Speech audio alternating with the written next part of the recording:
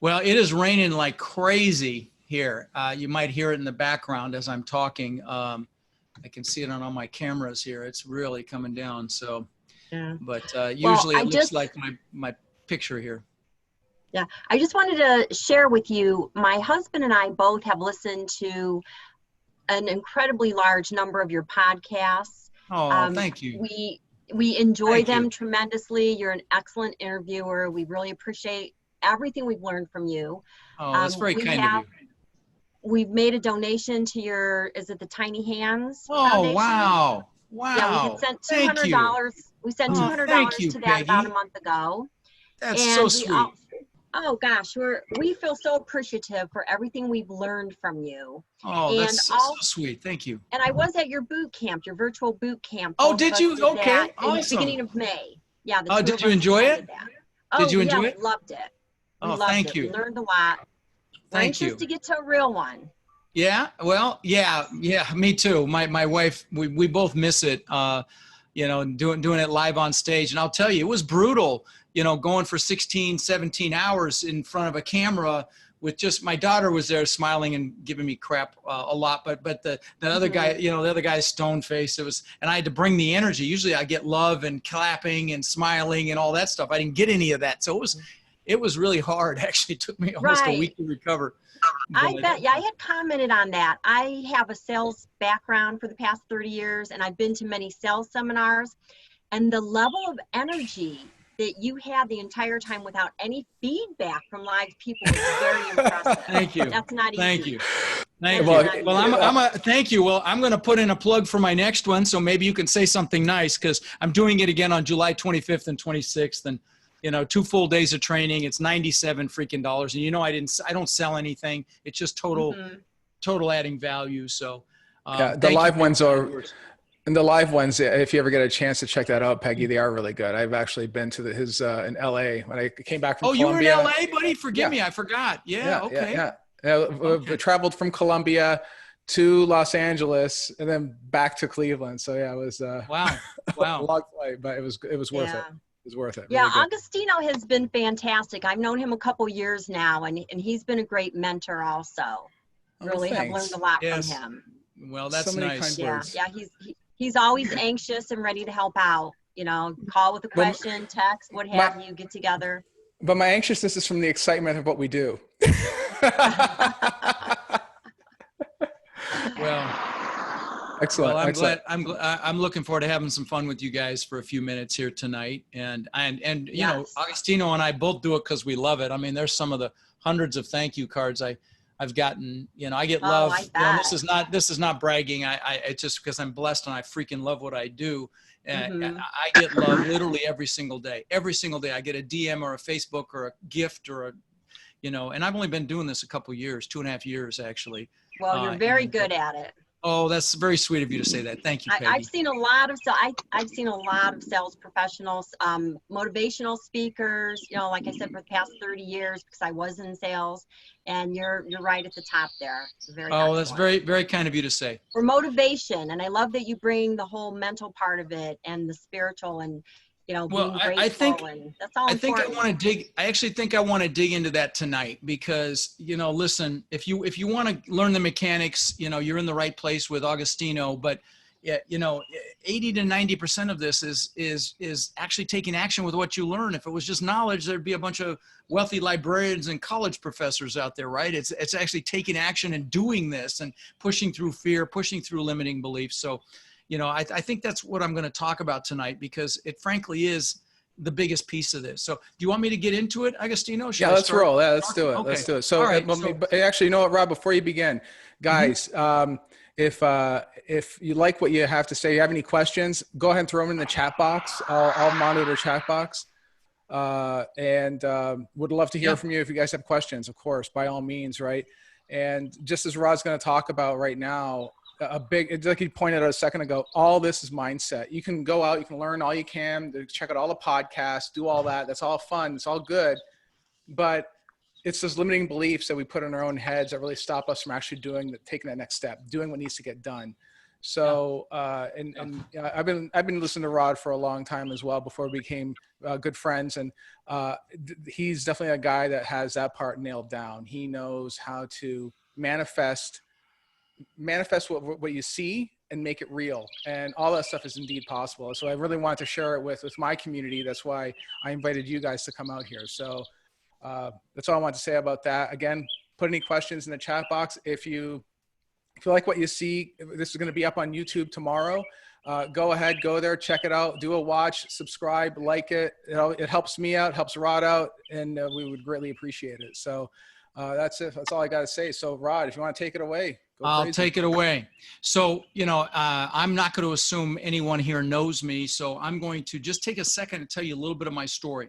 So I immigrated this country when I was 6 years old with my mother, Zvantje, and my brother, Albert. I was born in the Netherlands, in Holland, and we ended up in Denver, Colorado, where I lived for 30 years. And we didn't have much, okay? I wore clothes from the Goodwill and the Salvation Army all the way through junior high school to my first year in high school until I got a job and could get clothes and buy my own. And, we ate expired food. I remember that. And we drank powdered milk because it was cheaper than real milk. And, and we struggled. And I know maybe some of you are struggling right now or have struggled in the past or know people that have struggled. But I will tell you that back then I knew I wanted more. I knew that wasn't going to be my life. And so luckily my mom was a bit of an entrepreneur. And so she babysit kids so that we'd have enough money. And with her babysitting money, she invested in the stock market. But you might want to mute. Yeah, thanks. Because my brain falls on the floor and then it could be 30 minutes before I pick back up again. Anyway, so with her babysitting money, she invested in the stock market, but she also bought the house across the street from us for about $30,000 when I was 14. And when I was 17, she told me she made $20,000 in her sleep, that's how much it had gone up in value. I'm like, what? Forget college. I'm getting into real estate. So I got into real estate. And back then I thought I was going to get rich selling other people's houses. So I got my real estate broker's license, which back then, I wasn't just an agent. I was actually a broker. You could do that with education. They got smart. Now you actually have to have some experience, but I was a broker right after I turned 18 and I was going to be rich. Okay. Well, my first year in real estate, I made about $8,000, maybe 10 grand. My second year, maybe 10, 12 grand. But my third year, I made over $100,000. And so what happened between year 2 and year 3? And what happened was I met a guy that taught me about what I'm just about to talk to you guys about, which is mindset and psychology. And that 80 to 90% of your success in anything is that. It's your mindset and your psychology. So fast forward to today. I've owned over 2,000 houses that I've rented long-term. I've had multiple apartment complexes. In 2006, my net worth went up $17 million while I slept, okay? A little more than my mom's 20,000. And if you want to do the math on that, which I did, it's over $8,000 an hour. It's $8,173 an hour. And I got a head so big I could barely fit it through a freaking door. Okay. I thought I was a real estate god. Well, when that happens, God of the universe, whatever you believe, will give you a nice little smack. Well, that was 2008 for me. I lost that 17 million, a whole lot. I lost everything. I lost $50 million in 2008. And so one of the things I like to talk about is the mindset it took to have 50 million to lose in the first place. And then the mindset, to get back to the success that I enjoy today. And so if you'll humor me, I want to talk about that. And I want to talk about some strategies for success. If you really want to dig deep on the multifamily, like I said, ask Peggy how she thought of the 2-day event for $97. In fact, I'll give you a code to get $50 off, and it's freaking $47 for 2 days. We're not selling anything. But if you want to go deep on the multifamily, just to give you an idea, this is the manual that we used. Okay, it's 200 pages. Okay, there's no fluff, and you get all of these books. Okay, and there's a boatload of them here. So again, it's a no-brainer. I could talk ad nauseum about multifamily, but this is more important, okay? Because you've got to take action. And so what I want to talk about is some strategies for success. And the first one is you've got to want it. And so one of the things that I do at my boot camp, and I also do it at my live events, is the first thing we do is a goal setting workshop. So what I want to do is I want to highlight it real quick for you guys. And if you want to watch, if you don't want to do my boot camp and you just want to do the goal setting, follow my Rod Khleif official page. And what I'm about to tell you in about 5 minutes, I spent an hour and 20 minutes on January 1st of this year, New Year's Day. See, on New Year's Day, I was trying to add value. That's how much I love what it is that I do. But watch that, and I'll guide you through this process I'm about to describe with music, and there's even a guide that you can use. I think I've got a copy of it here. Yeah, goal setting worksheet that you can download for free to walk you through it, and you'll like it. But let me describe it to you because it's so important. How are you going to get what you want if you don't know what it is? So sit down, pick an hour when you have a lot of energy, and write down everything you could ever possibly want in life. Don't do it right after a meal. Make sure you're well hydrated, you're drinking lots of water, and sit down and write down what you want. The big things, the little things, the houses, the cars, the boats, the jet skis, the planes, whatever it is, write it down. And take the lid off your brain. Imagine that if you write it down, you're going to get it, which is not outside the realm of reality. So, because what that does is it triggers something in your brain called your reticular activating system. And that's that filter that subconsciously directs your thoughts and your attention to what your brain subconsciously thinks is most important. And the greatest example of this is when you first buy a car. You never really notice them, or car or truck, but then you get it and they're everywhere. Were they there before? Of course they were, but that's your brain, that's your reticular activating system, and that's why goals are so important. I won't belabor this, but let me just take you through this process because this really is a goal setting process on steroids. Okay. So, and I'm sure if you're here with Agostino, you do your goals, you probably do them regularly, but this is going to take it to another level. So humor me for just a minute here. So you're going to write down everything you want. How much money you want in the bank in say 3 years and in 10 years, how much money you want in cash flow from your passive assets in say 3 years, or your real estate endeavors in 3 years or 10 years, how much cash flow you want, how much, things that you want to do in your lifetime. Maybe you want to climb every mountain in the world that's over 14,000 feet, or do what I did. 8 months ago, I jumped out of a perfectly good airplane, which I will never freaking do again, but I did it and it's off the list. But so write down all the things you want to do as well. Maybe you want to write a book. Then I want you to also write down what you want to learn in this lifetime. Maybe you want to learn a foreign language or a skill of some sort. Me, I want to learn how to play the drums. I've got a drum set in my garage that I had to take out of my studio because I had to live stream. I had to go live, and so I turned it into a video studio. But I'm going to learn how to play those damn drums. I'm going to learn how to fly a helicopter. These are things I want to do. But so write down what you want to learn. And lastly, write down who you want to help, because we will do more for others than we'll ever do for ourselves. So use that, okay? What we're doing here is creating the fuel so you take action, so that you push through fear, you push through limiting beliefs. Maybe you're comfortable, and the comfort zone's a warm place, but nothing freaking grows there. So you got to get uncomfortable to create that life you want. A little bit of discomfort is all it takes, and you'll get there. So this is the fuel. So you write down everything you want to do, be, or have, the stuff, the money, it's really raining. I apologize if you're getting that back noise. No, sounds good. It's fine. Okay. Fine. All right. I'm just hearing dripping. It's got me a little nervous here. We'll find it later. Anyway, so I think we have sprung a leak. Anyway, so everything you want to do, be, or have, and the things you want to learn, the people you want to help. I bought my parents a house down here. I bought them a car. Took them on cruises. Hang on one second. I'm going to text my wife and just tell her about this, just so it's not on any electronics. Just give me 1 second. Forgive me. Tiffy. Baby, I think we have a leak in the kitchen. Please come check it out. Just be quiet, my love. Okay. All right.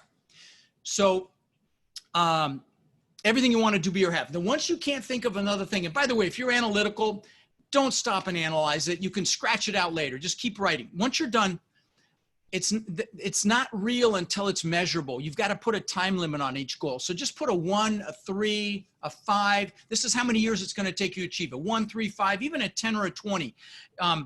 Realizing that as human beings, we will overestimate what we can accomplish in a year and massively underestimate what we can do in, say, a decade or 20 years. I'll give you an example of this. When I was 18, I knew I wanted to live on the beach, and there's no beach in Denver. And so I would visualize palm trees and surf and waves and sand and bikinis. I'm a guy, and all of that to live on the beach. And what's crazy is 20 years later, I built this incredible mansion on the beach here in Sarasota, 10,000 square foot, $8 million house, beach on one side, my boathouses on the backside, Gulf to Bay, spectacular home. But that was unthinkable when I was 18. So my point is, make sure you take the lid off your brain, because if you imagine it, you can do it. There's nothing you can't do, be, or have. So you put a time limit on each goal, and then then I want you to pick your number one goal. I mean, that goal that when you get it, you're like, oh my God, that goal. Put it on another piece of paper. Then pick your top 3 one-year goals, put those on another piece of paper. And at this point, you're ahead of 99.9% of the people on the planet that just do New Year's resolutions and then never take action on them. But there's a couple more quick steps, and then I want to get into some other stuff.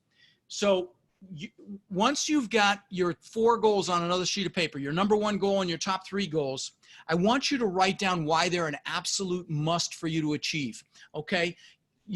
For example, so that we can have, so that I can show my wife or husband what success looks like. So I can show my kids what success looks like. So we can live the life of our dreams. We can have the freedom to go wherever we want, whenever we want, wherever we want, whatever it is for you. Write that down and use emotionally charged words, because words are very, very powerful. So you want to use them to take advantage of this dynamic. And again, guys, some of you are shaking your heads and not thinking, but this is how I had 50 million to lose in the first place and how I lost it all and got back to where I am. So again, it's not my ego talking here. I'm just hoping to inspire you as to the power of this, because it freaking works.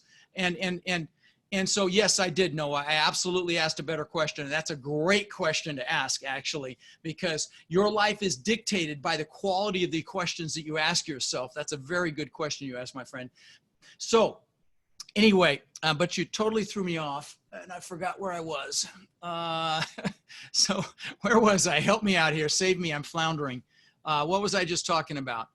I think you were talking about the mindset after. I think you're getting into the next phase, part 2. Yeah. Okay. All right. So you've done your goals. You've written down your whys. Oh, that's what it was. I was talking about why they're a must. And guys, the why is the fuel. The goals are important, but it's the why that's going to drive you. You have to have a strong enough reason why. So use emotionally charged words to write your why down. And then once you've got that positive reason why, I want you to take it one little step further. Put a little pain in there and make it painful if you don't achieve your goals. Like, so that I don't feel like a failure. So I don't live a life of regret. So I don't fail my children. So I don't fail my spouse. Because the reason, again, we're doing this is not to beat ourselves up. It's to hold ourselves accountable, because as human beings, we will do more to avoid pain than gain pleasure. And again, this is the fuel. Okay. And this is what gets you to take action and not just sit here and, and enjoy Agostino's meetup, but never take any action with it. Okay. So very important. And so you got your positive and negative reasons why. Then the last piece is you got to get pictures of your goals. Okay. Because that's how you manifest this stuff into your life. And I'll give you some great examples of people that have done this that you'll know. One of them is Jim Carrey. Jim wrote himself a check for $10 million when he was flat broke out of his own checking account. And he used to go up to the Hollywood sign and he would look at it and visualize, I'm talking about the comedian, Jim Carrey, the actor. He would look at it by the Hollywood sign, and that's how much money he made for Dumb and Dumber. I'll give you a more recent example. Oh God, now I'm gonna forget her name now. God darn it, I forget her name all the time. Well, there was a singer.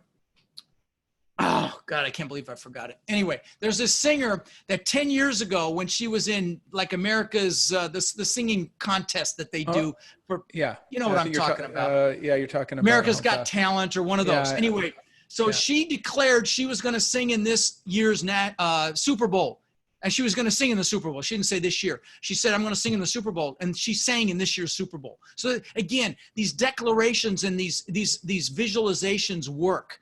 I'll give you some personal, give you some personal examples. So when I was 18, I bought a 4-door car because I figured I had to show people houses and they had to get in and out of my car real easy. And I got this Ford Granada, ugliest piece of you know what you ever saw. But you know, that's what I thought I wanted. It had a bench seat in the front, just hideously ugly. But I worked with a guy that had a Corvette and he let me drive it. And that experiential piece is really important as well. If you want something, you need to go out and experience it. If there's a house you want, go to open houses of the houses like that. If there's, you know, a car you want, go test drive it. You need to experience those things. Well, anyway, I drove that car and I'm like, oh my God, that's amazing. So I got a picture of a Corvette out of a magazine. It's before the internet. And I put it on the visor of that four-door Granada. And I'd look at it. Every time I sat in the car, there it was right in front of me. Well, within a year, I had a beautiful Corvette. Now, I'm going to give you some more examples, but again, please understand, I'm not bragging. This, in fact, most of the stuff I'm going to share with you doesn't even interest me anymore. But I think hopefully it'll inspire you.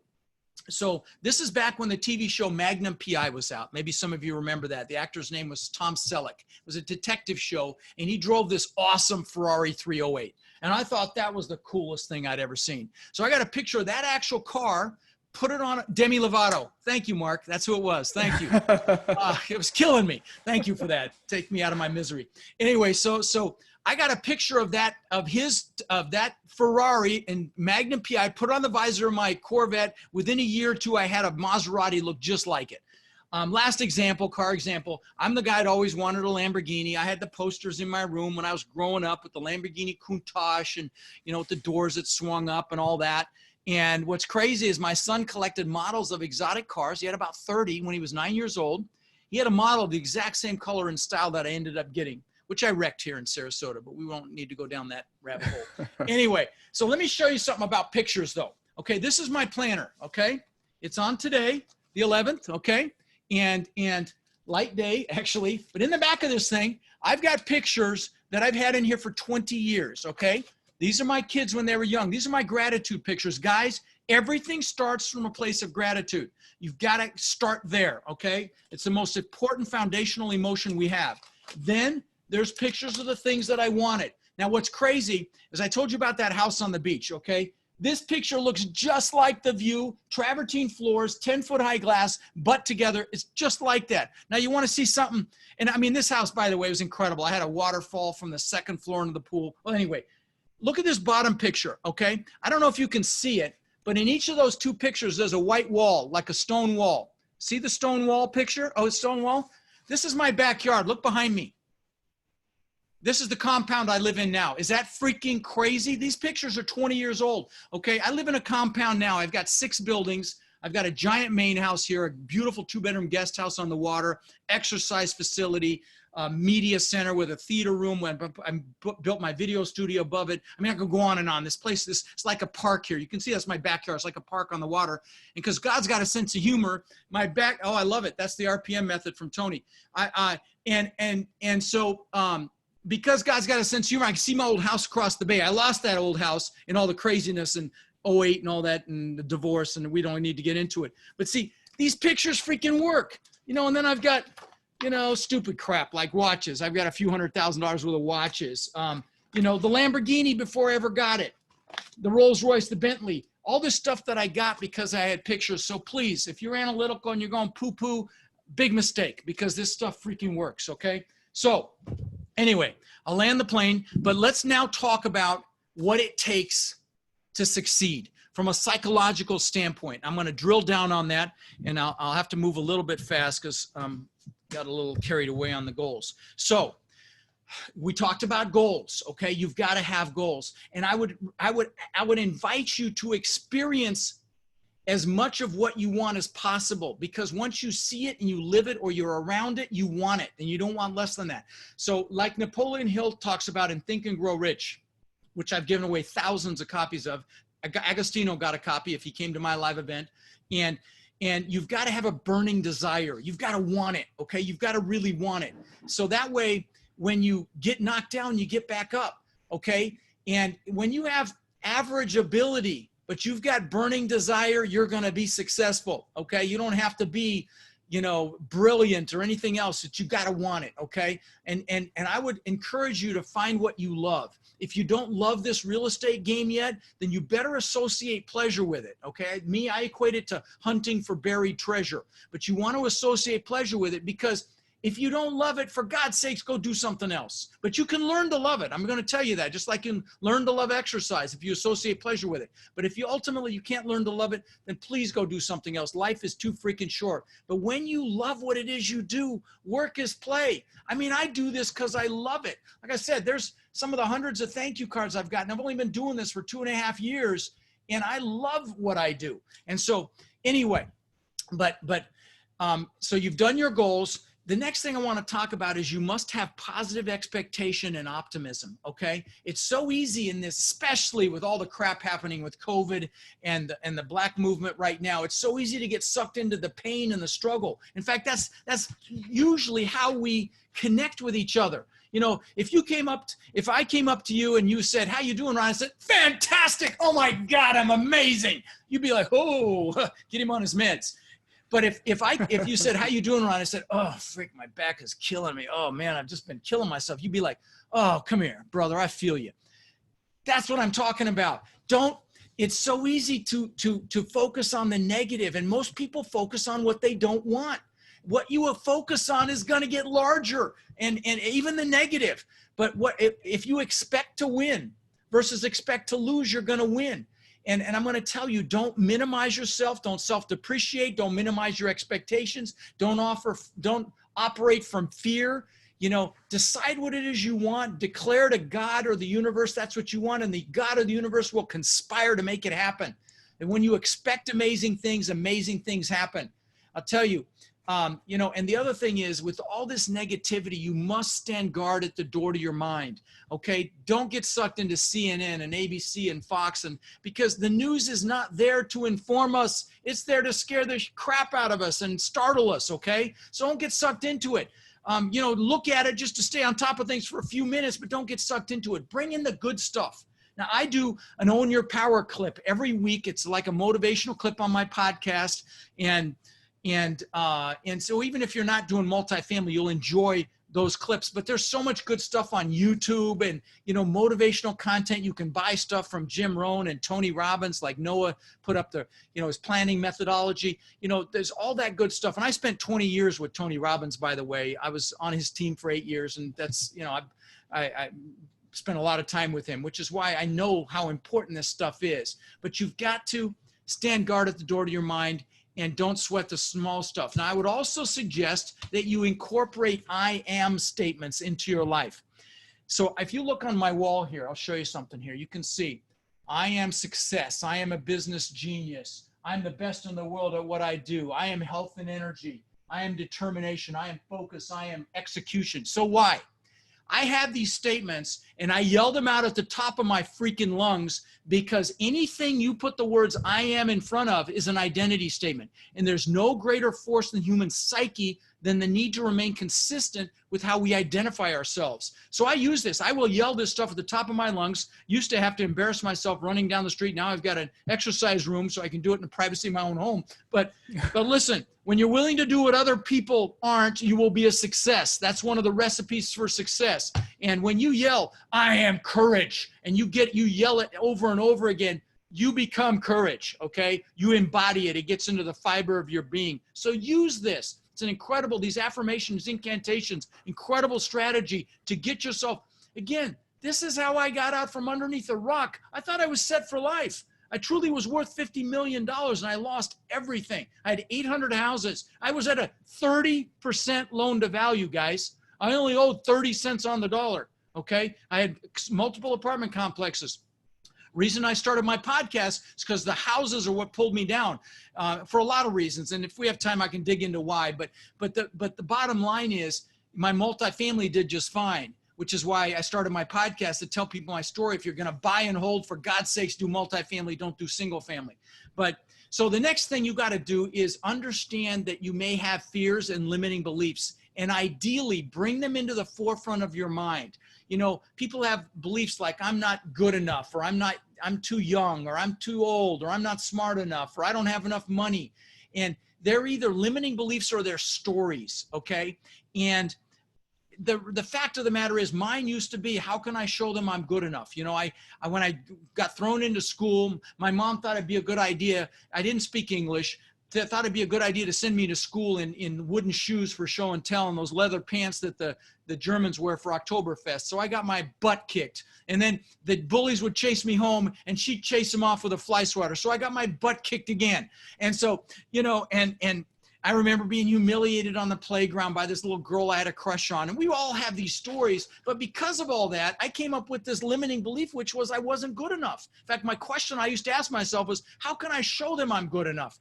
Which, of course, presupposed I wasn't. So if you know that you have a limiting belief like that, what I'm going to tell you is there's a reason the acronym for belief systems is BS, because 99.9% of the time they are BS. There's an emotional event or events that happened in our lives when we were young that we put weight on because they were emotional, but they have no basis in fact. So if you have one of those, drag it out into the freaking daylight, look at it with your adult rational mind, and it will start to diminish and eventually go away. So I came to the belief system, you know, that anybody that were to reject me is either got their own BS going on, or they just don't know who I am at my heart. And then I believed that, I owned it, I took it on, and I pushed through that. I used to be incredibly introverted. I mean, I would not raise my hand in class. I was terrified of being embarrassed, humiliated, and now I speak in front of thousands of people. So, you know, anybody can do this. And so, you know, and you've got to recognize if you're using these stories or these limiting beliefs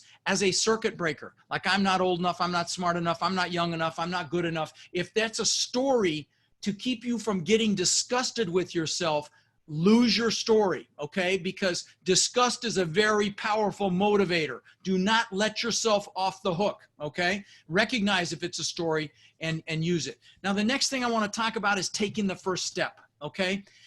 It's the law of the first deal in this business. And what's crazy is once you close on that first multifamily apartment deal, you're like, is that all there is? But the first one's always the hardest. It's the most stressful. It's the scariest. It takes the longest. I've seen it with my students dozens of times. They do that first one, and the next thing I know, they've got 600 doors. So, you know, I just interviewed a lady with 1,000 doors. That was one of the first ones that bought. Anyway, I digress. It bought the first one that bought my course. But anyway, so take that first step, okay? And like Dr. Martin Luther King said, you don't have to see the whole staircase. You take that first step in faith. And you know, Lao Tzu said, the journey of 1,000 miles begins with a single step, but you got to take that step, okay? And sometimes that's the most important decision of your life, is to take that first step. And see, the thing of it is, you can drive all the way across the United States at night. In fact, my son did it last night. He drove to Tennessee at night. He likes to drive at night. You can see 100 feet in front of you with your headlights, and you can make it the whole way. It's the same way with your goals. You don't have to see the whole thing. You just take that first step in faith, the next step will be revealed. But you got to take that step, okay? And you know, we don't want any regrets, guys. You know, that's why you've got to utilize these strategies, because the worst thing in the world would be to end up at the end of your life and have regret. I'll tell you a story about that. There was a nurse in Australia named Bronnie Ware, and she was a hospice nurse, and she counseled patients at the end of their lives, and she asked them a question, which was, do you have any regrets? And she wrote a book about it. It's called The 5 Regrets of Dying. You want to know what the #1 regret was? It was not living the life I could have lived. It was living someone else's life and not doing what I was capable of. Guys, we don't want that, okay? So don't fear failure. Don't fear any of these other things. Fear being in the same freaking place a year or two from now that you are right now. That's what you should fear, okay? Then the next thing is you've got to make a firm decision and commit. And the Latin root of the word decision means to cut off, means you're going to go attack the island. You're going to burn your ships because you're taking their damn ships home, or you're not getting home. That's a decision. It's not 1 foot in, it's not 1 foot out. It is 110% you are in. It is done. That's a decision. When you make a decision, you're like a train on a track, and you will not be derailed. And there's a big difference between being interested and committed. And, you know, when people inquire into my mentorship program, I ask them, I ask them questions about their level of commitment, because if they're not committed, I'm not interested in working with them, because I've got a lot of people to get to the finish line, and I need to know they're committed. Because are you going to have setbacks? Are you going to get your nose bloodied? Are you going to get your butt kicked? You better freaking believe it. And it's your level of commitment that gets you to push through and push through to success. Okay. Motivation will get you started, but commitment will bring you home. So it's not a 1 foot in, foot out kind of a thing. It's done. In fact, I just emailed a guy just now that was interested in the program. He said, do you have a money back guarantee? And I said, because you asked me that question first, I don't think we're a good fit. Now, I've never had to give a refund to anybody that's gotten in my program ever. And I said that to him. I said, but because you coming at it with 1 foot in, 1 foot out, it's not a fit. So that's what I'm talking about. You've got to be committed and want to do this for it to happen. And the other thing you've got to do is you've got to take 100% responsibility for your life. Okay. It's not your wife, your husband, your kids, your dog, your cat. It is you. You got to own it. You got to own where you are and accept it. And again, let yourself off and stop letting yourself off the hook with stories, but you own every aspect of your life. I want to circle back to focus for a minute. Okay. Focus is power. Where focus goes, your energy flows. Incredible focus equals incredible success. And whatever you focus on grows larger, both positive and negative. Okay. So it's very, very important that you manage your focus. I love this example. They asked Mother Teresa if she was anti-war, and she said, no, I'm not anti-war, I'm pro-peace. See the difference? Okay, so it's very, very important that you manage your focus, but focus is so critical. I remember, back in Denver, I had 500 houses and I had frozen yogurt shops. And by the way, I've built 24 businesses. And I don't call my failures failures. I call them seminars, okay? Well, I've had 24 businesses. Several have been worth tens of millions of dollars. Most have been spectacular flaming seminars. Well, I had these frozen yogurt shops. Those were a $250,000 seminar. I had a carpet cleaning business. I had the real estate. I had these vending carts selling ice cream bars. And everything suffered because my focus was so diluted, okay? And the key here, guys, is to minimize distractions and avoid decision fatigue. You'll notice if you see me, you will almost always see me in these bone ugly black V-neck t-shirts because first of all, they're comfortable. But second of all, I don't have to think about what I'm wearing. My wife, of course, kicks my butt and I have to dress up for her sometimes, but otherwise I'm in a black V-neck. Again, avoiding decision fatigue. Now, I don't know about you, but sometimes I'll even catch myself. I'll be watching a movie and I'll be scrolling freaking social media while I'm watching a movie. And I'm sure some of you do that as well. But here's the problem with that. Your brain is making micro decisions every few seconds, and it's going to hurt your ability to focus. And I will tell you, the most successful people on the planet have an innate ability to focus. I'll give you an example. The only podcast I listen to is Tim Ferriss. And I get excited because my podcast just hit 8 million downloads. So I'm thinking I'm big shit. Well, he's at, I think, 500 million. Okay. And and what he does is he deconstructs the best of the best in every walk of life. He's had, best actors, Arnold Schwarzenegger, Jamie Foxx, Ed Norton, the best, politicians, Arnold, he's had billionaires, Ray Dalio, he's had, biggest CEOs you've ever heard of, the best in every walk. And he deconstructs their success. And the reason I'm bringing this up is I started to notice a pattern. They all meditate. Okay, guys, that's what we call a clue. Okay, because meditation enhances your focus. All right. So again, focus is critical. All right. The next thing I want to talk about is you must play to your strengths. You hear people try to help you build your weaknesses. No, you need to play to your strengths. Okay, because you're going to get much further, much faster if you focus on what you're strong at. Now, for example, this business is a team sport. Okay, and what you'll find is some of the best partnerships in this business are an analytical person with an outgoing person. Thank you for that exclamation mark. And I've got massive thunder going on here. Anyway, so those partnerships are two people playing to their strengths. Me, I'm a great example of that. I have Robert. Robert's my partner. He's done $1.5 billion worth of commercial real estate deals, and he's a CPA and he's super analytical. And I can read a spreadsheet and a P&L, but I don't love it. We could lock him in a room with the spreadsheets and throw raw meat in from time to time, and he's happy. So, but guys, think about what you're best at, what's your superpower, because your strengths are your greatest assets. So don't try to maximize your weaknesses. Hire, align, or partner for your strength, for your weaknesses, and focus on your strengths because you're going to get much further, much faster. And so how do you know what your strengths are? Do a Myers-Briggs assessment or a DISC profile, or ask your friends, okay? Another thing, I'll tell you, I interviewed these kids. I say kids on my podcast. Oh, it's been a few weeks ago. Might have been a couple months ago, but they're all in their 20s. They have 70 million in assets, 70 million in assets.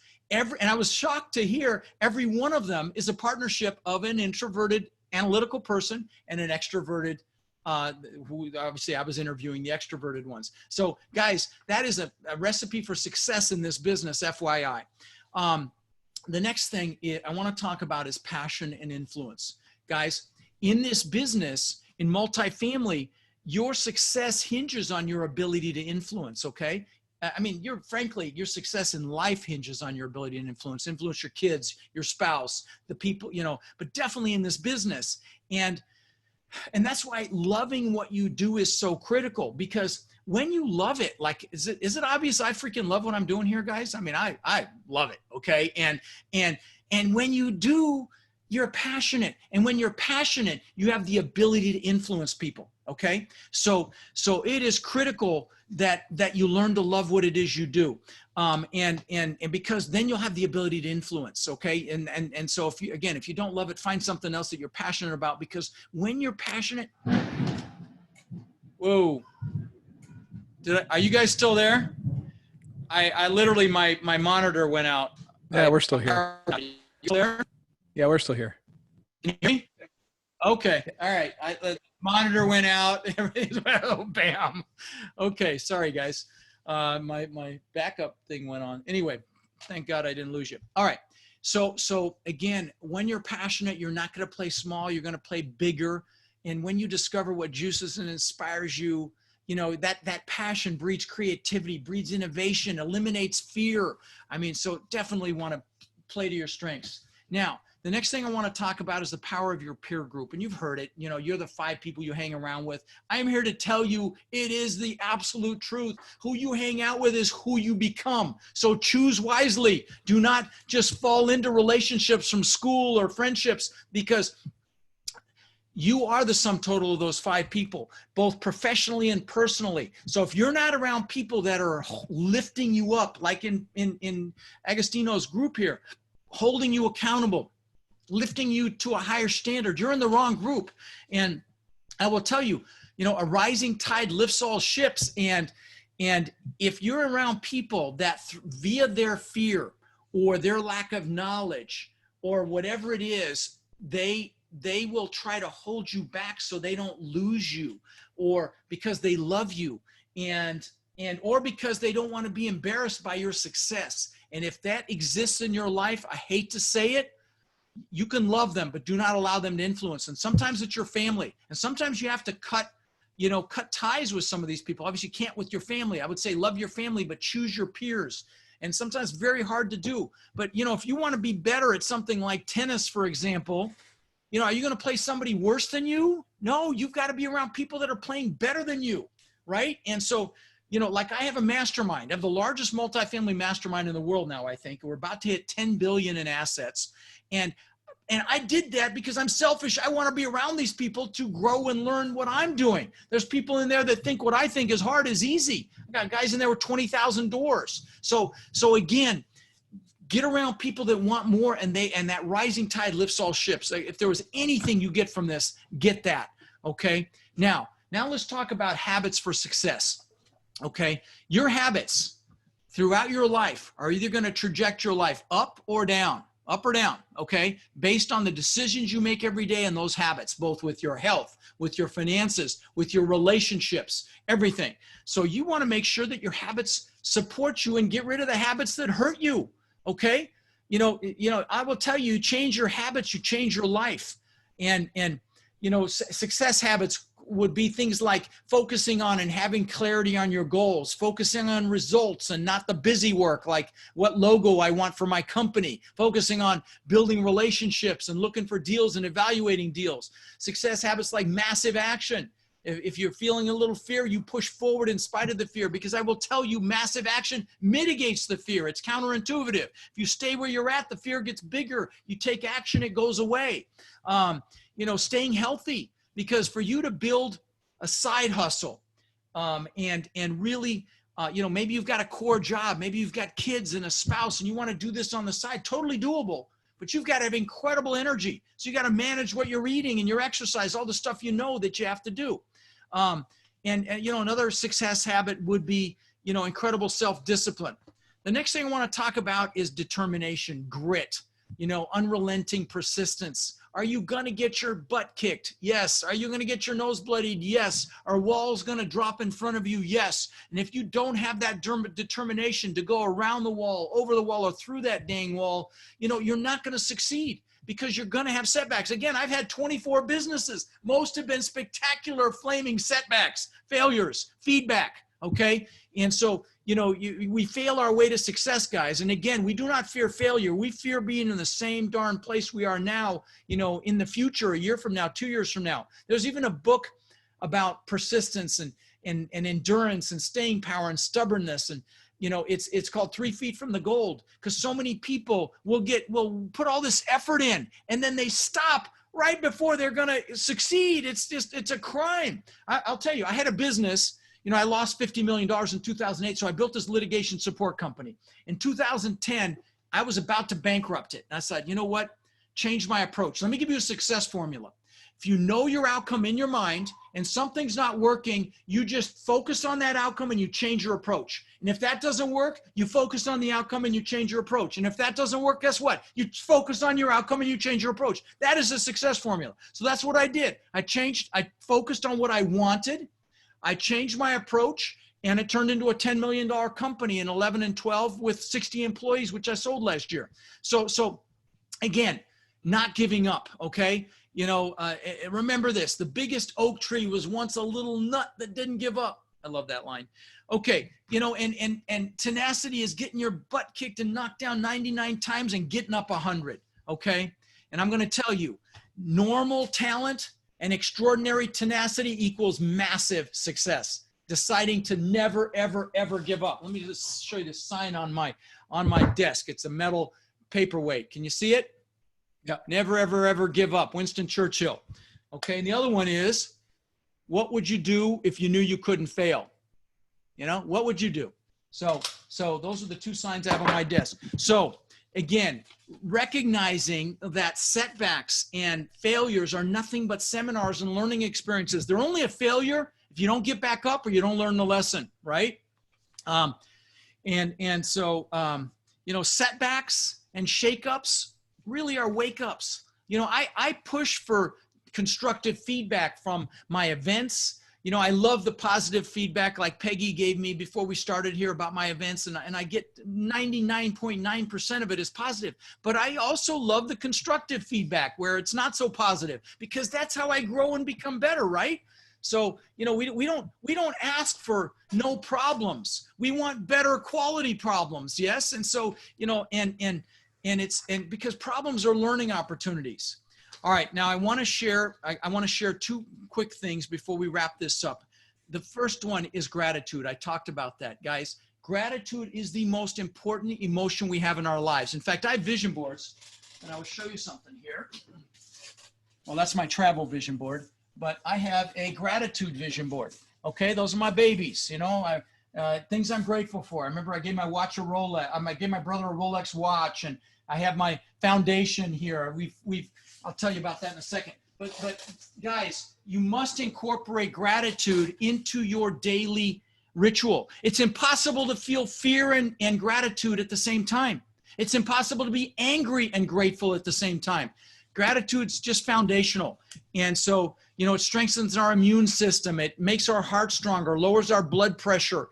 You know, and so I would recommend that if you're not doing a morning ritual of some sort that involves some gratitude and some journaling, I would highly recommend you do that. My love language happens to be gifts. If you haven't read the 5 languages of love and you love anybody, get the freaking book, because you need to know how they feel loved the most. And I give my students lots of gifts. And one of them is that book, of course. But another one is The Miracle Morning by Hal Elrod, who I was blessed to have on my show. And it's about what you do in the morning to set your day off right. Some exercise, some journaling. I think he calls it scribing. Some meditation or prayer. And every morning I will sit behind me in this recliner. You can see the edge of it there. And I'll sit there and I'll just be grateful for the beautiful things in my life, my beautiful wife, my amazing students, my foundation. You know, I'm grateful for things I have in my life, but then I'll look at those vision boards and I'll be grateful for the things that I want as if I already have them. You're thinking, okay, foofy, but I'm telling you, I even get emotional sometimes. Oh, being grateful for things I don't even have yet. Okay. Why? Because it freaking works. Okay. So there you go. So gratitude, you got to incorporate it, guys. You got to. The last thing I want to talk about is I want to give you a story. You know, I talked about that house I built on the beach, you know, that $8 million house. And 2 months, I worked for this thing for 20 years. Okay. 20 years I wanted to live on the beach. Okay. 2 months after I moved in, 2 months, I'm floating in the pool at night. My family's inside sleeping, giant waterfall from the second floor balcony of the pool. I've got tens of thousands of dollars worth of trees that bend out over the pool. Another waterfall from the spawn of the pool. The pool's changing color at night.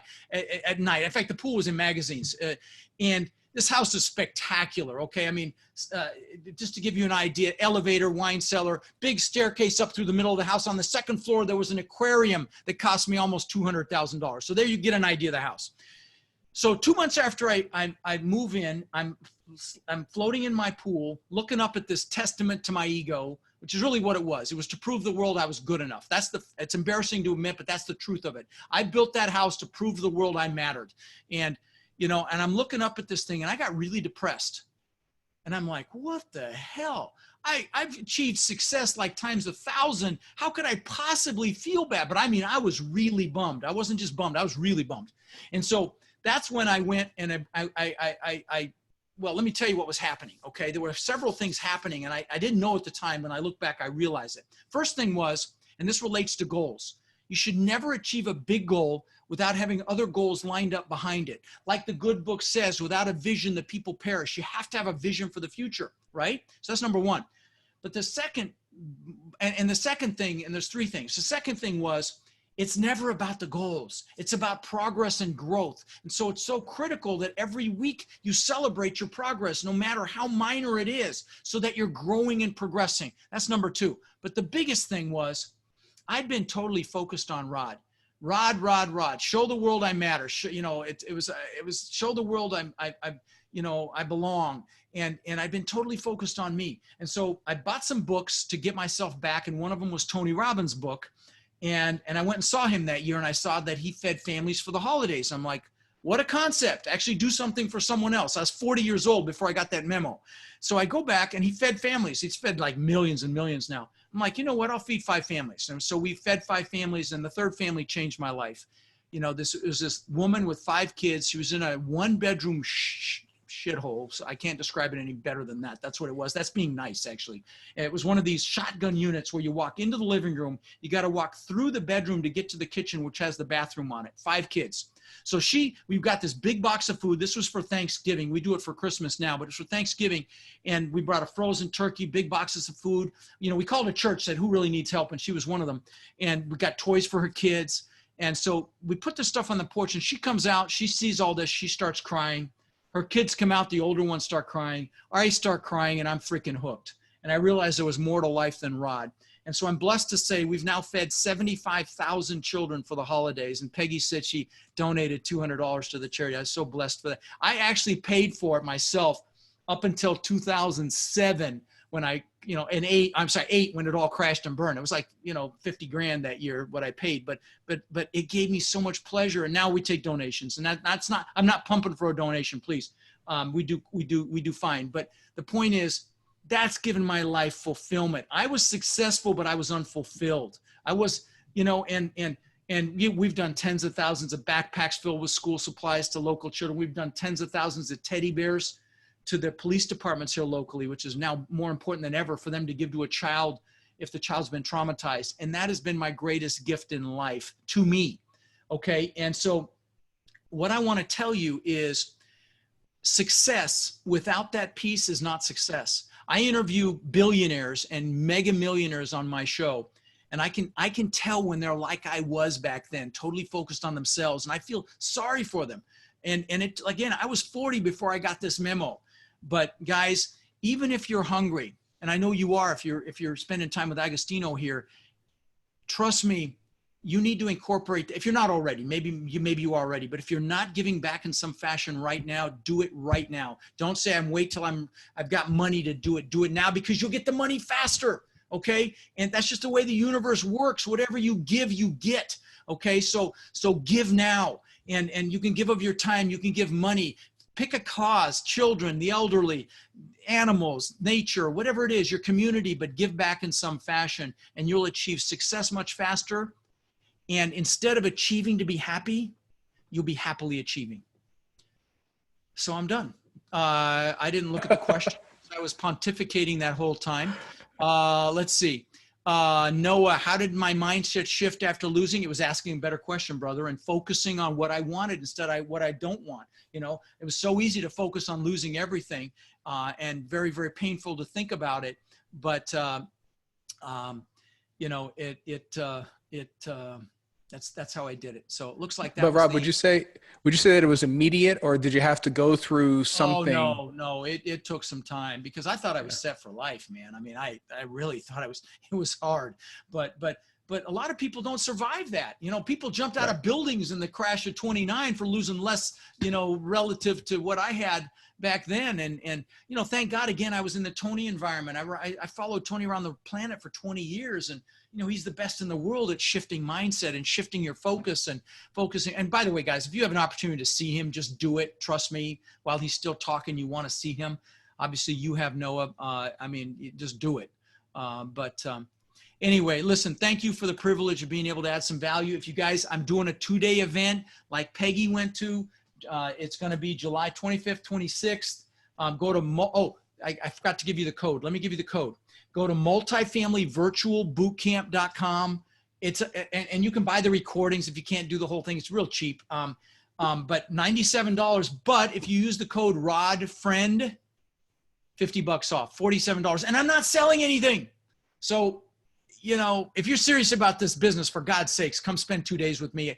Ask Peggy if it's worth it, because, you know, trust me, it is. I got hundreds, I'm not exaggerating, hundreds of raving reviews. And if you guys aren't a member of my big Facebook group, there's 34,000, it's the largest multifamily Facebook group, 34,000 people in there. Get in there. And if you want to do a little homework on the boot camp, search the word boot camp and see what, like I said, hundreds of people said. So anyway, thank you for this privilege. Agostino, thanks for thinking of me, brother. Yeah, I can put the URL. It's Multifamily Virtual Boot Camp. Oh, hang on. Let me put it on here.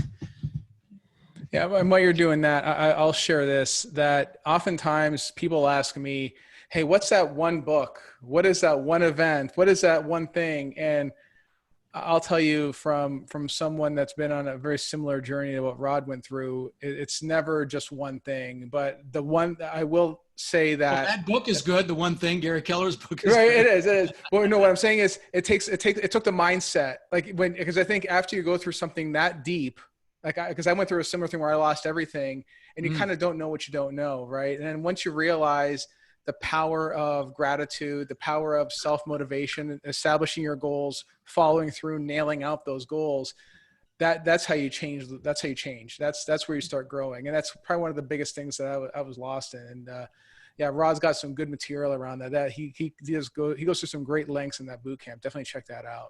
If you get a chance. Thank you. Guys, thank you for the honor of talking to you briefly. I've got friends in town, so I'm going to hit it, but it was absolutely my pleasure to meet you guys, and go make it happen, my friends. Don't let this be entertainment. Take action with what you're learning in this environment. All right, Excellent. guys, see you later. Thanks. And if you guys want to stay on, we can talk multifamily too. So we can do that. So excellent. Well, hey, thanks for sticking around, guys. I appreciate it. So and you guys are free to talk as well. So just so I'm not the only one that's talking. But just as Rod pointed out, I will say that it's Rod Friend, I think he said. Just like he pointed out, just like Rod pointed out, it was establishing the goals, establishing the mindset first, and then nailing it down in your mind, self-visualization, creating the vision board, and then hammering it home. Like what I did when I first started, one of the first things I did was I was establishing quarterly goals. That's how I did it. And I would say that, okay, by the end of the year, I want to have 100 units. So what do I need to do to get 100 units? And I kind of worked my way backwards down to the quarter. And what I was doing back then was I was actually typing it up and printing it and putting these little pieces of paper all over my apartment. So everywhere I went, I saw these pieces of paper that reminded me, I have to call a broker today. I have to find an investor today. I have to do whatever has to get done. And it's funny because I look back now at some of those things that I wrote, and it's like, I think one of these goals was to buy like I think it was like a 30 unit apartment building by the end of the year or something. And I think to me, I look at it now, like, it's like, I won't even look at a 30 units anymore. I mean, I won't even look at 100 units anymore. It has to be a really, really good deal for me to consider it. But that's what happens is once you start getting into that first deal, then your mind is like an elastic. It kind of grows. It's very hard to come back into its original shape. Right. And then once you realize how much there is out there, it keeps on motivating you and driving you. It's very hard to describe, but it's kind of like what Rod said, taking that very first step. That's what it is. I mean, and that's because the technical side of this thing is actually, I mean, you have to get around the right people. Rod mentioned partners. I was taking a couple of notes, and you can always align with a really good partner as long as you know what you're doing. You're saying, you have the knowledge and you're saying what needs to be said. And you know, you don't sound like a newbie. That's probably one of the biggest things is that if you sound like a newbie when you're trying to pitch investors, thank you, Peggy, I'll see you soon. Then you're able to add value to a partner and then possibly partner up with them in that way. Right. That part is huge. Either as a limited or a general partner, it doesn't matter, but getting into that first deal will change your life. I promise you. And is your first deal going to suck? More than likely. Yeah, it's going to be a terrible deal. It will suck.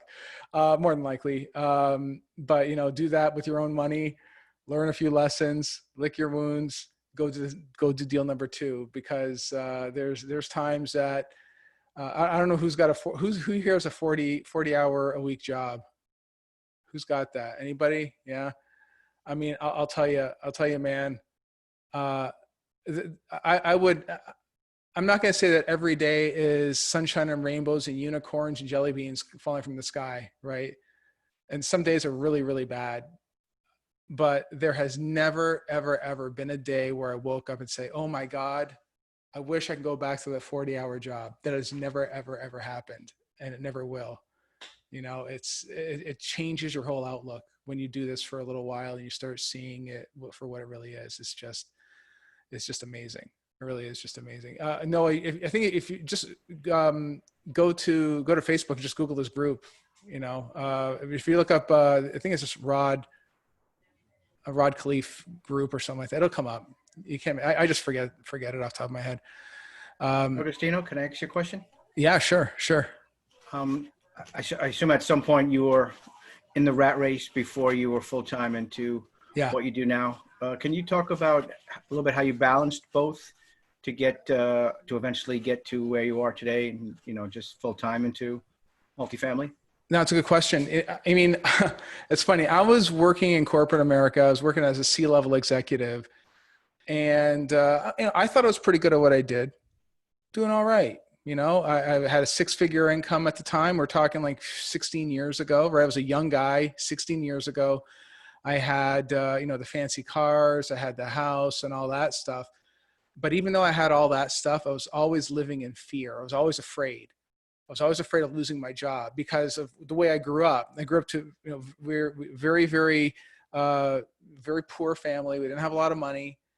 And I would put myself through school. I did an undergrad, graduate studies, 2 master's degrees, all on my own, all of it. I charged it on my credit card. I'd finance it and work 2 full-time jobs to pay that education off, because I was told the only way you get rich is to go to school. That's what I was told. Everyone here was probably told the same nonsense, and it's nonsense. It's not true.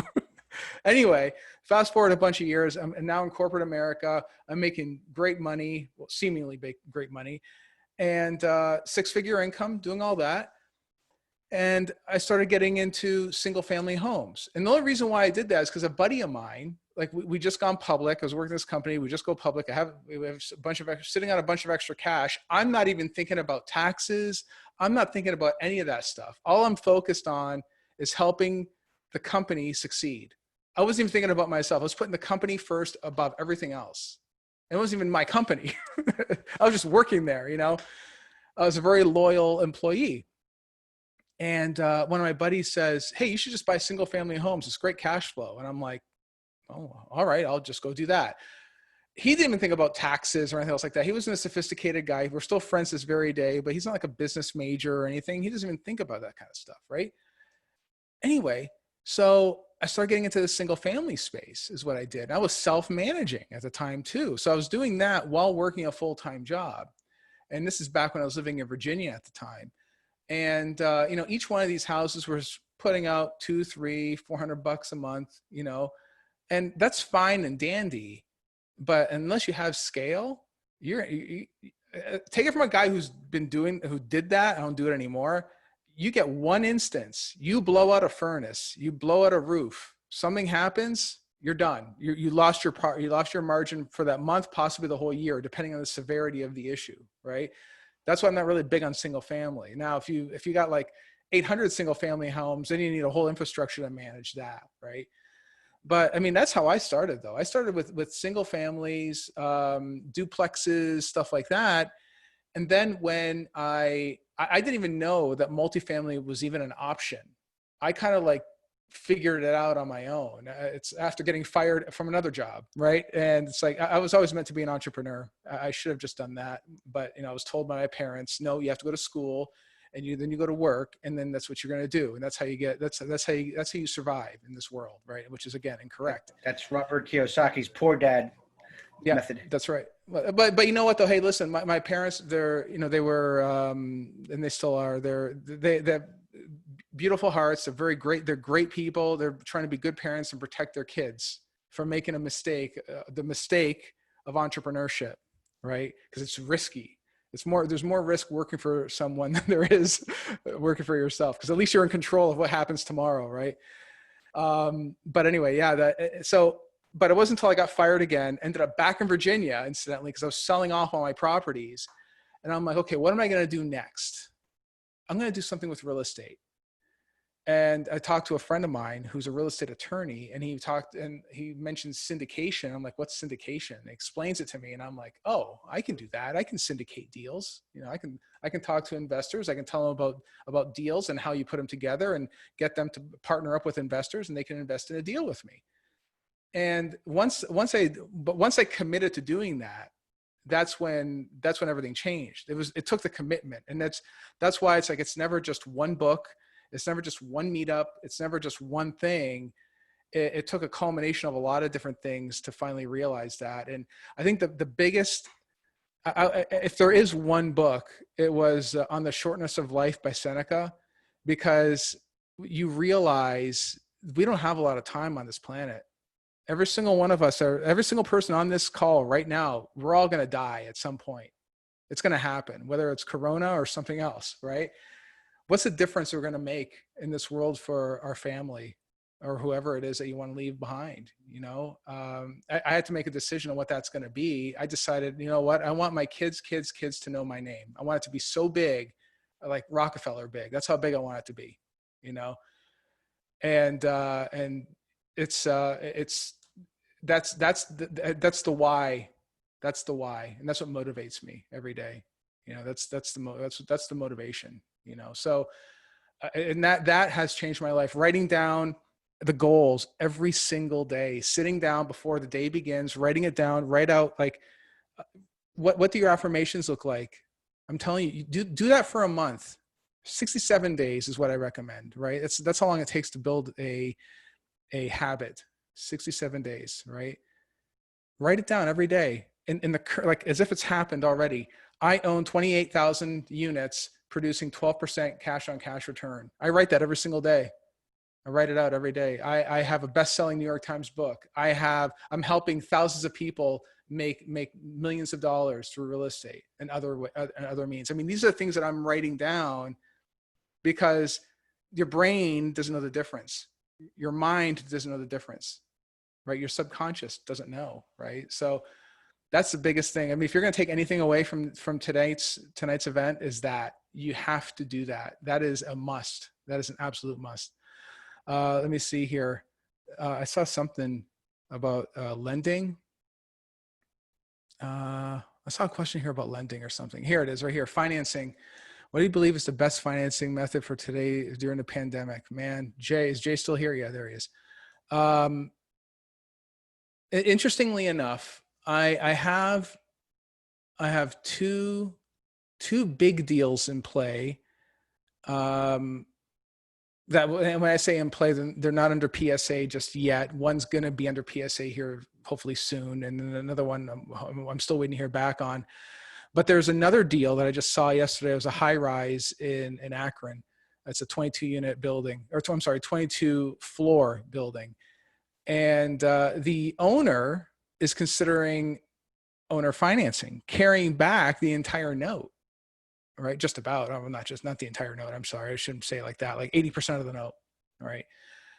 And owner financing has become it seems to me anyway, a very realistic way to get deals done now, depending on the asset and depending on the asset quality, of course, and depending on the flexibility of the owner and their level of sophistication. As you go up, as you start getting into bigger deals, the level of sophistication of the sellers tend to be obviously greater.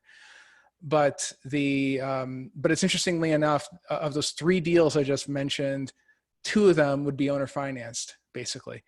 So it's kind of crazy that like 6 months ago, owner financing was owner financing. Who the hell wants to do that? Now it's very, very realistic. So if you're putting together an LOI, I would almost suggest that with your LOI, if you guys are still writing LOIs out there, I'm not sure if you guys are actually putting them together, put it down as an option. It won't hurt. I mean, I used to write out LOIs with options in them, right? I would say option 1, I'll pay you this amount of money and we'll owner finance X amount and I'll bring this amount to the table and we're done.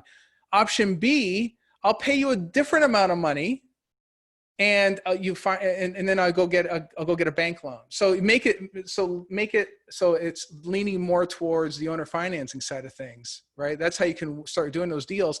And I think if anybody has any level of sophistication, they know what's going on right now, clearly, because getting a loan these days is it's not easy. It's not easy. It's tough right now. So, Agostino, the owner can avoid a prepayment penalty in that, right? If they're carrying, if they have a note on there, they avoid the prepayment penalty. They avoid the tax transfer.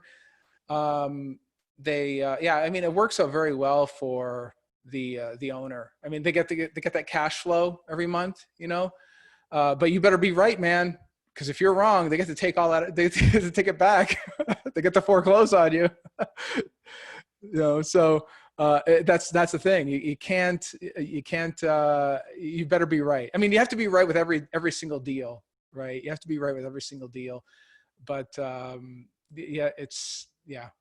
all I got to say about that. I mean, there's another question here about some of the deals. I think this thing moves very quickly sometimes. Let's see, deals in the pipeline or something like that. Yeah. So S. McGuire, I can't get into any details of specific deals, but I can say that there is, if they're still on, I don't know if they're still on. Yes, I have a couple of deals coming down the pipeline. One is actually right near another asset that we already own, which works out great from a management perspective. Whenever you can get deals in one area and get a bunch of them going, managing it makes it that much easier, right? So this one asset, even though it's only 100 units, it's near another property that we already own. So managing could be a really good thing. And that would just be a solid cash flowing deal, right? All the stuff we do right now is in Cleveland. And for some of these C-class assets, what you're going to find is they're all cash flow deals. Okay. This is not New York City. It never will be New York City. It's not going to be Miami. It's not going to be Los Angeles, where those people are counting on appreciation. They're counting on it. And they better be right, because if they're not, they're gonna lose. They're gonna lose in a big way, right? So here, units like, for a C-class asset might be like, I don't know, 33,000 a door, right? Something like that. Versus, and let's say back like 3-4 years ago, it might have been hovering at about 30. So it's only gone up $3,000 in like 3-4 years, right? It's not, we're not talking crazy, a crazy amount of swing here, right? Rents might have gone up 3%. With all this COVID stuff, rents aren't moving for anybody right now. I think they're all going to stay put, at least for the next 12 months, I believe anyway. But at any rate, this is a cash flow market. So, and if you get a good deal on the asset, it's just going to be straight up cash flow, and that's okay too. You throw a little bit of money at it, and it just starts spitting out checks, and that's okay. Nothing wrong with that. Who doesn't want a little bit of extra cash flow flying in? That's the one deal. The other deal we got cooking is it's a big value add. I think it's currently owned by a REIT or something, some big monster company, and they currently handle the asset today. They're having some issues running it. So we would essentially take it over and turn it around and fix it up. So that one we're still working through. I don't even have a PSA yet on that. We just got to the LOI stage. We're still working on all the fine tuning on that one. But that one's going to be a really nice deal. There's actually two high rises for that one. So that's going to be exciting. I like high rises. High rises make me happy. They make me smile. I like high rises. Yeah. Does anybody have, let me see, any other questions here? Where do I look for deals these days? From Jay. Jay, the thing is that, and this is actually really good here. I'll tell you this right now. So I'm selling off a bunch of small properties, my smaller deals, and and don't take anybody who's starting off here, don't take this the wrong way. Anybody listening to this podcast in the future, don't take this the wrong way. You can sort of tell when there's a lack of sophistication around the buyer. Okay. So when I get an LOI, I literally got an LOI where they scribbled on it and they sent it to me. Right. And I'm like, I look at it like, are you serious? I mean, who's going to take you seriously when you send an LOI in like that? And I know that and so the broker, I work with a broker, and he says, yeah, they're beginners. I'm like, yeah, I know they're beginners. As soon as you see that, what immediately goes through my mind is, these guys will never close. They're not going to close. I'm not even looking at the price just yet. They're not going to close. I can't take them seriously. Denied. And that's it. It's over. Right. So it's as simple as showing up and looking professional, even with your documentation, your logo, your letter. Make it look like an actual LOI. Like, download an LOI, for crying out loud. They're all over the place. I mean, they're there, right? Just download one, make it look good. If you're working with a broker, if you're working with a commercial broker will tell you, yeah, you can't submit that. That's number one. But number two, and this is a biggie right here, do not ever bid on a deal unless you intend on closing it and not retrading. Don't ever retrade unless there is a real reason for you to do so. Ever. Don't do that. Because and this is answering your question, Jay. It's just taking a little bit longer to answer it, but I'll tell you why. This part right here, all right, is because the second you go and retrade, I have a conversation as the seller with the broker, and I'll be like, what in the hell? What is this? Who are these guys?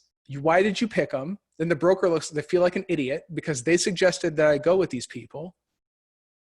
And then you know what the broker says? We're never sending them a deal ever again. So Jay, you want to know how not to get a deal? Don't do that. That's why I say that. Don't ever do that. Always go after a deal that you intend on closing.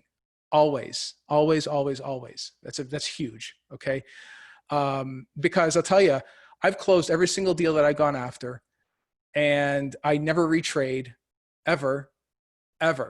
I'm sure about what I'm buying, right? I'm not careless. I'm not reckless. I know what I'm looking for. I know my market. I only focus on one market. That's only one. That's why I know what my numbers should look like. And I know when someone's overpaying for stuff. Master one market, right? The focus thing that Rod was talking about is absolutely key. My group and I, one market, pick a market and go focus on that one market, become a master at that market. And then that way, you know, when you're walking a property, if you're overpaying or not, because you're going to know, you just know, right? The guys that don't know, yeah, they'll give you full price. I know as soon as I get a full price offer, I know they're full of crap, because the full price offer is totally unreasonable. Right. But you know, that's how you know, right? That's how you know. I'm saying on smaller deals. On bigger deals, it's a whole different ball game. Smaller deals, like, you know, say anything under $1 million, that's a small deal, right? So, Agostino, yeah. What do you mean? Can you elaborate? I don't understand the term retrade. Sure. Yeah. Yeah. No, a retrade means, let's say Mark and I I'm going to buy something from you. Okay. I'm going to buy this 22 unit deal from you. All right. And here's an LOI, a letter of intent. I intend on buying this property, this 22 unit deal. I'm going to buy it for this amount. I'm going to get financing contingency. I'm going to put down this amount of money in earnest money, yada, yada, yada, sign. Great. And then maybe we go back and forth. Oh, you know, no, that's too much, or that's not enough money. You need to come up. Okay, fine. Then we go back and forth. Finally, we come up with a number. We like the terms. I sign it. You sign it. Great. Send it. And then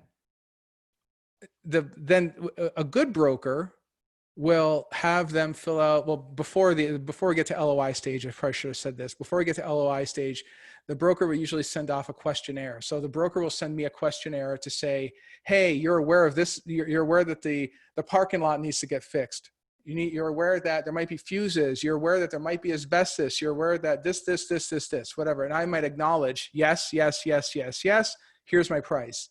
So I'm acknowledging that I know what the price is based on all the things that were told to me. And if I know what I'm doing, I've already walked the property a couple of times and I can see it. But then after we sign the PSA, I go to you and say, you know what, Mark? I want a $100,000 discount. How pissed off would you be if I did that? After going through all that stuff, right? Well, conceivably, I answered the questionnaire. I've already walked the property 3 times. Why would I be asking for a discount? Because they had no intention. No intention. And the thing is though, Mark, you as the seller are aware of this, but you know who else? The broker. And you damaging the relationship like that with a broker will guarantee you that you'll never get another deal ever again from that broker. And you know one thing that brokers like to do? They love to talk. They talk to everybody. And they will and they'll talk to competing firms because they all work together, right? Like the same assets. And I don't know if you guys were on when Rod was talking. It's a small world, right? This whole multifamily thing is smaller than you think it is. Everyone knows each other. Like my business partner is partnered up on Rod on a couple of other deals too, and he's in his mastermind, and I'm partnered up with a couple of other friends that also work with my same partner of mine. So they're all connected in one way, shape, or form, all of them, and everyone talks. You burn someone, I'll say, hey, Mark, don't do business with this guy because here's what he's going to do to you, right? That's what you don't want to ever retrade. Don't do that. That's just bad news. That's bad news. Okay. Got it. Thanks, Augustine. Yeah. So sure. So what do you think about non-traditional RV mobile parks? Oh, you know what? I don't know that much about RVs or mobile parks. From what I do know, it looks interesting. I mean, I don't know that I would do it personally. But it looks interesting to me. There's actually, no, it's funny. I interviewed a guy on the podcast the other day, and he's building new RV stuff now in Texas. And I found that interesting because not many people can get the licensing from the city for that, because the cities don't like that type of asset class, right? The main reason why is because RVs and mobile parks and those sorts of things are taxed at a very different rate. They're not taxed in the same way. So a house those people at City Hall get to crank up the taxes as high as they want when there's an economic boom. But an RV is an RV. It's a car. It's like having a car. It's a license plate, basically, and very hard to tax that. You can't tax that at the same rate. So they don't usually like that kind of stuff.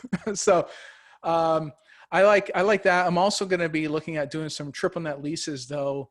Well, before, and the reason why I'm looking at triple net leases is the same reason why I like RV parks, is that both those two asset classes require virtually no hands-on from a management perspective, right? So me as an owner and my investors, we don't really have to do a lot to run the asset, to manage it, because that's the biggest risk when it comes to this line of work, when it comes to this whole multifamily thing. It's actually more difficult than this is. Everybody talks about this. Getting into a deal is easy compared to running it for 10 years profitably. Buying a deal is simple. It's easy buying a deal compared to making it profitable for the next 10 years. That's hard.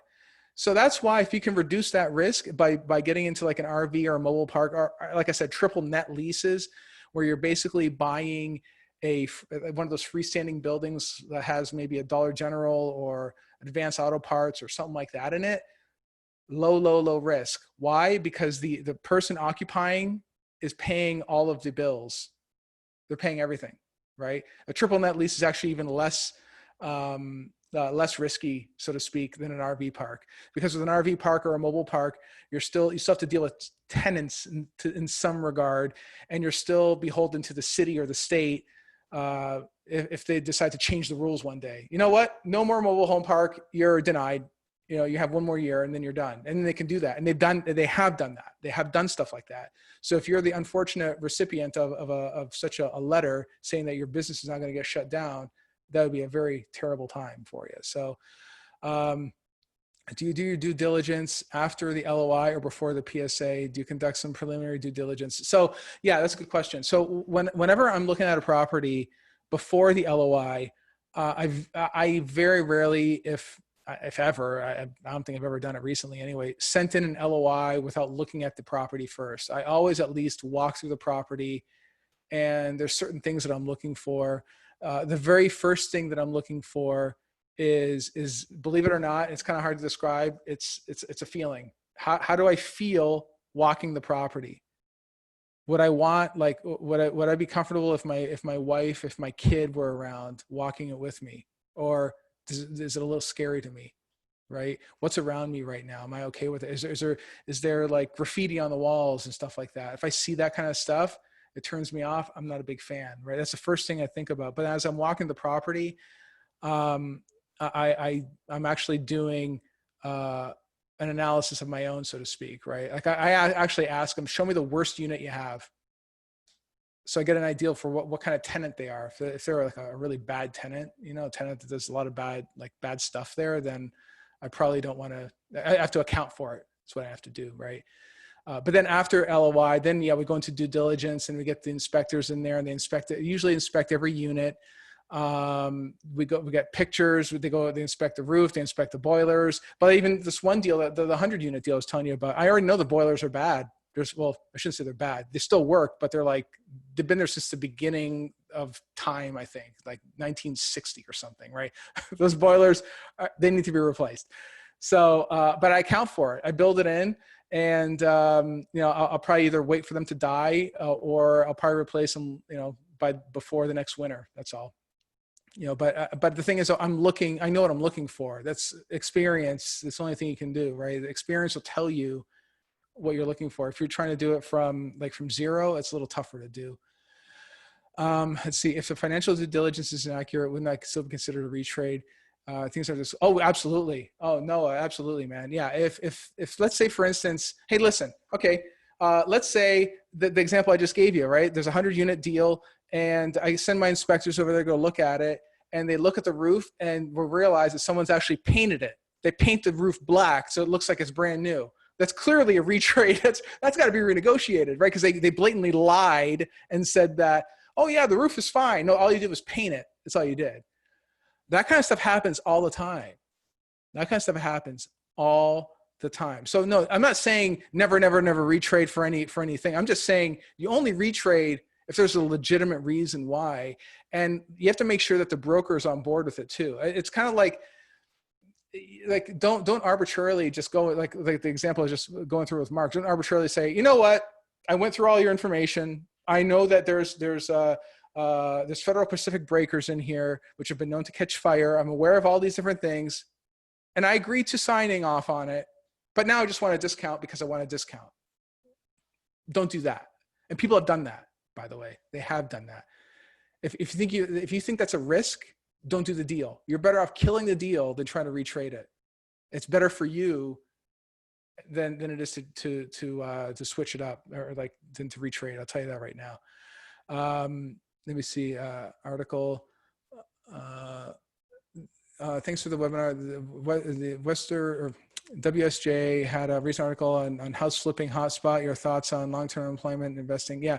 So right now, there are parts of Cleveland that have gone through. Well, let's go back a little bit further. I would say about 10 years ago, maybe even longer than that, Cleveland, Detroit, all these old cities used to be boom towns. I mean, they were huge, right? Detroit especially. Detroit was back in the automotive era. And we're talking like after times of Rockefeller, when there's money flowing like crazy down there, right? And they built out these giant cities with tons of money, right? Tons of money flying in there. And Cleveland was one of those places, right? So I'm not entirely sure why. I know what happened in Detroit because I used to live up that way, but there's a mass migration outside of Cleveland, right? And so basically you have a city that's capable of handling millions of people that don't have millions of people in it, right? So recently though, the economics has shifted in Cleveland, right? I think it's mainly driven by the healthcare is a big driver. Food and beverage is a big driver. There's a lot. There's Sherwin-Williams specifically as a company is a big driver as well.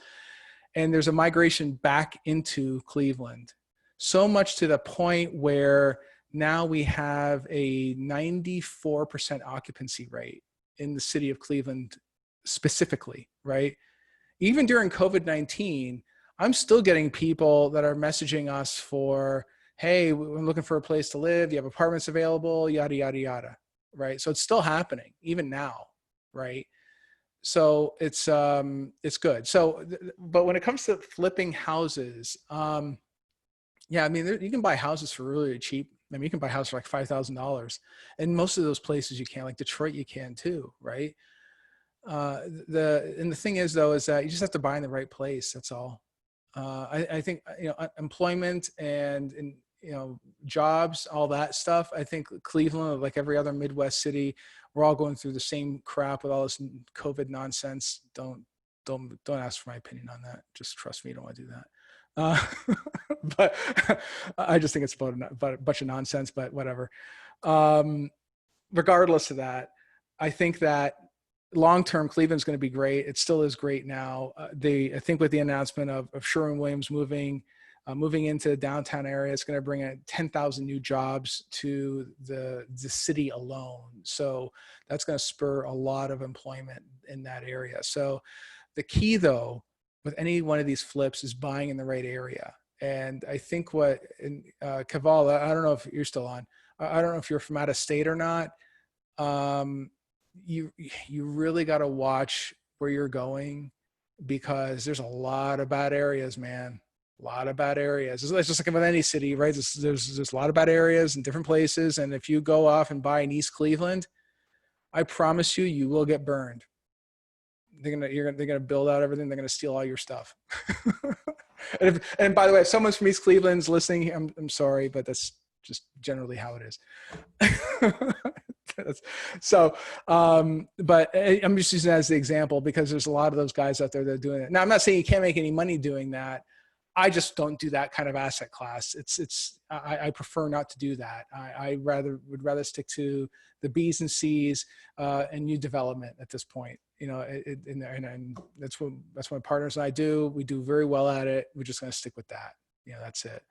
So, Mark, interested in triple net leases? Absolutely, man. I'll keep you updated on that. That's going to be coming up hopefully in the next 60 days or so. We got some triple net stuff coming down. The triple net stuff is a great way to build, just to get cash flow coming in the door. You plunk some money in on a nice, safe, secure asset. It just spits out money, and it's like, think of it like a Dollar General or something like that.